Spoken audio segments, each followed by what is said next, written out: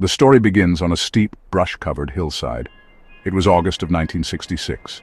Mount Vintem, overlooking Rio de Janeiro, Brazil. A young boy flying his kite stumbled upon something unsettling. He found two men lying side by side, dead. But these were no ordinary deaths. The men were dressed formally, wearing suits. Each of them wore a slightly crude lead mask over their eyes. The scene was deeply strange. The initial police reports painted a confusing picture. There were no signs of struggle, no gunshot wounds, no stabbings. It was as if the men had simply laid down and died. But why there? Why were they wearing those suits? And why the lead masks? The authorities were baffled. The press intrigued. The public captivated. A mystery was born on that lonely hill. The discovery sparked a wave of unease in the local community. People wondered what could have happened. Were these men involved in something secret, something dangerous?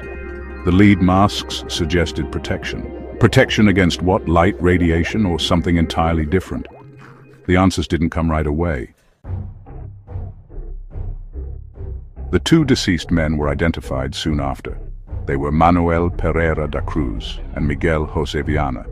Both were electronics technicians from Campos dos Goitacazes. They were not from the Cerro do Vintem area. What brought these two men to this specific, desolate place? Their profession suggested technical minds, perhaps experimental ones. Exactly, that's a perfect translation. Would you like me to help expand or polish that sentence further? They were involved in spiritism, apparently part of a group that blended science with spiritual beliefs. This connection opened a whole new path for speculation. Were their deaths connected to these beliefs?